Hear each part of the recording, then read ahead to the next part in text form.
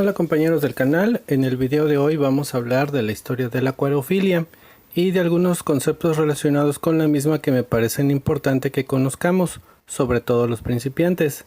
Antes de empezar le mando saludos al tío Jaime, Guillermo BR y Jordi Díaz, y no olviden unirse al mejor grupo de acuariofilia que hay en Facebook, Grupo La Atlántida, donde apoyamos a los principiantes para que mejoren sus acuarios. Bueno, vamos con la información.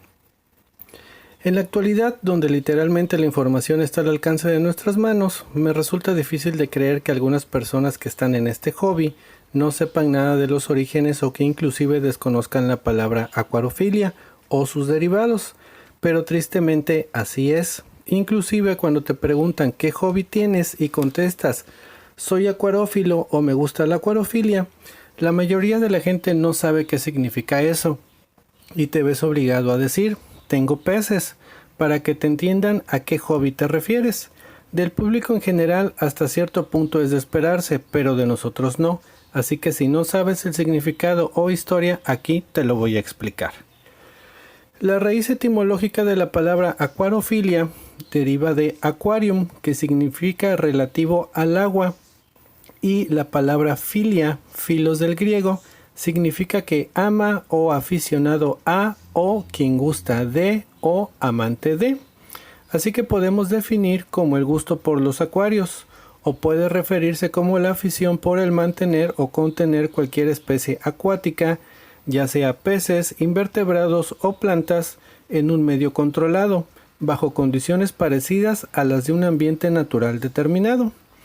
En los libros modernos de acuariofilia, la definen como la afición a la cría de peces y otros organismos acuáticos en acuarios mantenidos bajo condiciones controladas, o como la cría de peces en acuarios cuyo fin no es alimenticio sino de recreo y venta al público, tanto de ejemplares autóctonos como exóticos. El principio básico de la acuariofilia moderna es la recreación de un ecosistema acuático artificial en el que pueden desarrollar un comportamiento natural todo tipo de especies acuáticas y estabilizado a través de sistemas auxiliares. El acuariófilo, o sea tú, se compromete desde el momento de adquirir su primer acuario a darle las mejores condiciones de vida posibles a los animales que allí tiene pensado alojar. Debe de tener una actitud responsable, estando documentado y alerta a las necesidades de sus peces. Recuerda bien esto, documentado. Primero hay que investigar y luego comprar los peces.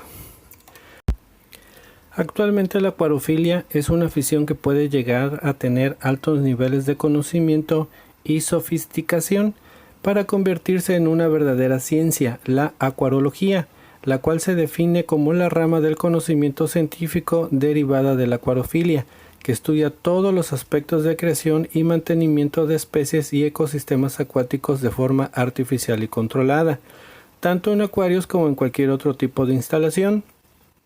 La acuariología es multidisciplinar, abarcando los siguientes campos del conocimiento: biología y ecología, acuariofilia, acuicultura, nutrición animal, veterinaria, hidrobiología, microbiología, zoología y fisiología animal, botánica, fisiología vegetal y agronomía, física, química, tratamiento y depuración de aguas, electrotécnica, que comprende electricidad, iluminación, equipos eléctricos y electrónicos, ingeniería, diseño y construcción de instalaciones y sistemas de depuración. Y tú, principiante, que pensabas que tener peces es solo un contenedor de vidrio, agua, peces y una bombita de aire. Como puedes ver, es algo mucho más complejo y hay mucho, pero realmente mucho por aprender. Bueno, ahora pasamos con un poco de historia. La acuariofilia ha evolucionado a lo largo de los siglos, desde el mantenimiento de carpas doradas con fines ornamentales en recipientes y estanques, hasta los acuarios modernos automatizados. El cuidado de peces en entornos cerrados o artificiales es una práctica con un profundo arraigo en la historia. Los antecedentes de cultivos de peces, fundamentalmente carpas, se remontan a los sumerios allá por el año 3500 a.C. y más tarde a los romanos, que ya utilizaban estanques para mantener peces vivos destinados al consumo. Muchas otras culturas también tienen una historia de cría de peces, tanto para propósitos alimenticios como decorativos. En China, los canales utilizados para el cultivo de arroz eran aprovechados también para la cría de carpas como fuente complementaria de proteínas. De estos cultivos surgieron formas coloreadas de carpa dorada o goldfish para que los ubiques mejor, y de carpas koi, que fueron seleccionadas por su belleza. Posteriormente fueron llevadas a Japón, donde se desarrollaron nuevas variedades de estos peces. En la antigüedad China, el nivel de la acuariofilia era totalmente básico, sin sistemas de soporte de vida para los peces. Por esta razón se requerían especies resistentes a continuos cambios de agua. Este sistema primitivo de manutención ha llegado hasta nuestros días a través de las peceras domésticas.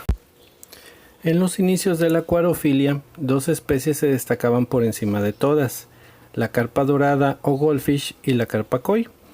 Los primeros peces que se mantuvieron con éxito en pequeñas vasijas de cerámica fueron variedades doradas de Carassius auratus, un ciprínido de tamaño medio de gran resistencia y colorido, capaz de resistir las difíciles condiciones de mantenimiento de la época. De la carpa dorada, inicialmente se desarrollaron variedades de aletas más largas y de mayor colorido, y con el tiempo variantes morfológicas muy diferentes a la forma salvaje, con aletas duplicadas y extrañas formas corporales, en algunos casos bellas, en otros de discutible moralidad, como el caso de las variedades de ojos de burbuja. Los peces dorados fueron los primeros peces en ser mantenidos por los acuariófilos, debido a su manutención simple. Las primeras especies que se consiguieron reproducir con éxito fueron los peces paraíso y los luchadores de Siam, conocidos más comúnmente como beta. Peces resistentes y capaces de aguantar temperaturas medianamente bajas y con un órgano de respiración auxiliar, el laberinto, que les permite respirar aire atmosférico, algo fundamental ante los inexistentes sistemas de aireación de la época. Con el desarrollo de calentadores, bombas de aire y filtros, se fue ampliando el número de especies mantenidas con éxito. Con el desarrollo del cultivo de peces ornamentales se fueron obteniendo ejemplares más resistentes a la cautividad, incluso en especies que eran consideradas de altísima dificultad, como el pez disco, el cual es considerado por muchos como el rey del acuario. Esta distinción, sumada a la evolución que está sufriendo la cría en cautividad, hace que hoy día el pez disco sea una de las especies más mantenidas y criadas por cada vez más aficionados a la acuariofilia. En el año 1750 se introdujeron en Europa los primeros peces de colores vivos, pero hasta el siglo XX no se intentó la cría de especies tropicales, esto debido a la dificultad para obtener ejemplares vivos, puesto que se tenían que hacer largos viajes para recolectarlos, y a la dificultad de su mantenimiento debido a que aún no existían sistemas adecuados de calefacción o filtración. En el año 1930, el acuario se empezó a convertir en un objeto de decoración en algunos hogares y lugares públicos. El concepto de un acuario diseñado para la observación de peces en tanques cerrados y transparentes surgió más recientemente. Sin embargo, es difícil de precisar la fecha exacta de este desarrollo.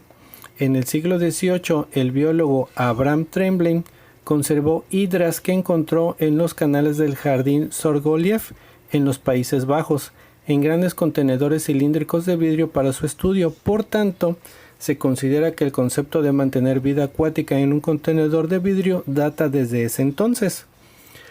Los primeros acuarios marinos tropicales eran solo de peces, con peces payasos, damiselas y peces ángel. Presentaban las mismas dificultades que los peces tropicales de agua dulce y algunas más. Los peces marinos son más sensibles a las variaciones. En general, el mar es un medio mucho más estable que cualquier río o lago. Además, existe el agravante de que hay que ir al mar por ella o prepararla a base de agua dulce y sales marinas, muy diferente a la sal común. El avance en el conocimiento y el desarrollo de cría de peces, aunado a la tecnología y las sales marinas, hizo que a finales de los 80 tener un acuario marino en casa fuese más común. En la actualidad es posible incluso montar un acuario de arrecife doméstico. ¿Tú sabes si es lo mismo acuario que pecera?